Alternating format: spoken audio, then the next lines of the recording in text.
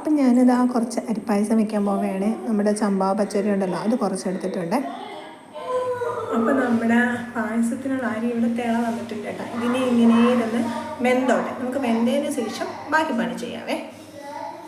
അരിയെല്ലാം ഇവിടെ നന്നായിട്ട് വെന്ത് സെറ്റായി കേട്ടോ. പക്ഷേ എനിക്കൊരു അബദ്ധം പറ്റിയ, ഞാൻ അരി ഇട്ടപ്പോൾ അങ്ങ് കൂടിപ്പോയി ഗൈസ്. എനിക്ക് ചോറിന് അരി ഇട്ടാലും ഇപ്പോഴും അളവ് ശരിയാവുന്നില്ല. ഞാനൊരു കുഞ്ഞു ഗ്ലാസ്സിന് 1 ഗ്ലാസ് അരിയാണ് സാധാരണ ഇടുന്നത്. ഗ്ലാസ് എടുക്കാൻ പോകാൻ മടിച്ചിട്ടാണെങ്കിൽ ഞാനൊരു കപ്പ് ചായ കുടിക്കുന്ന കപ്പ് ഇരുന്നിട്ട് അതിന് 1 ഗ്ലാസ് അരി എടുത്തങ്ങ് ഇട്ടു.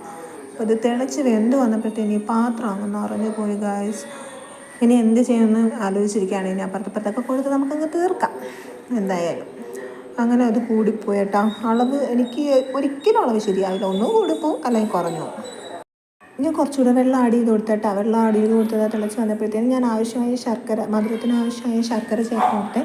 ഇനി ഇത് കിടന്നൊന്ന് നല്ല തിളച്ച് ശർക്കരയൊക്കെ ഇതിൽ പിടിച്ച് നോക്കട്ടെ, പാകമാണോ എന്ന് നോക്കിയിട്ട് ബാക്കി നമുക്ക് ശർക്കര ചേർത്ത് കൊടുക്കാം കേട്ടോ. അപ്പം പായസം എല്ലാം സെറ്റായി കേട്ടോ. എല്ലാം തിളച്ച് ഞാൻ മധുരം നോക്കിയപ്പോഴത്തേനും ആവശ്യത്തിനുള്ള മധുരമുണ്ട്. ആവശ്യത്തിന് നമുക്ക് കുടിക്കാനുള്ള, ഓവറായിട്ട് മധുരമില്ല, ആവശ്യത്തിനുള്ള മധുരമുണ്ട്. ഇത് നല്ല കളറുള്ള ശർക്കരയാണ് കേട്ടോ, അതാണ് നല്ല കളർ കാണിക്കുന്നത്.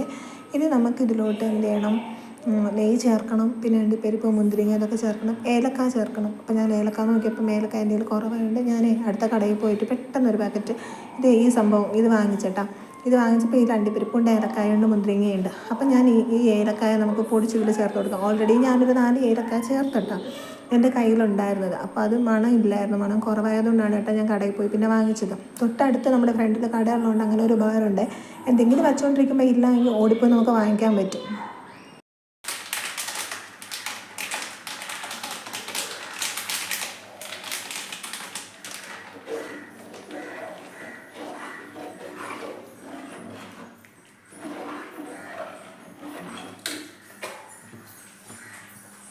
അപ്പോൾ നമുക്ക് പായസത്തിൻ്റെ അവസാന സ്റ്റേജിലോട്ടായി കേട്ടോ. അപ്പോൾ നമുക്കിനി ഒരു ചെറിയ പാൻ വെച്ചിട്ട് അതിലോട്ട് നെയ്യ് ചേർത്ത്, നെയ്യ് ഞാൻ കുറച്ച് കൂടുതൽ ചേർക്കുന്നുണ്ട്, കാരണം നെയ്യിൻ്റെ ഫ്ലേവർ എനിക്ക് ഇഷ്ടമായതുകൊണ്ടാണ് നെയ്യ് ചേർക്കുന്നുണ്ട്. അരിപ്പായസത്തിൽ നെയ്യിൻ്റെ ടേസ്റ്റ് നന്നായിരിക്കും കേട്ടോ.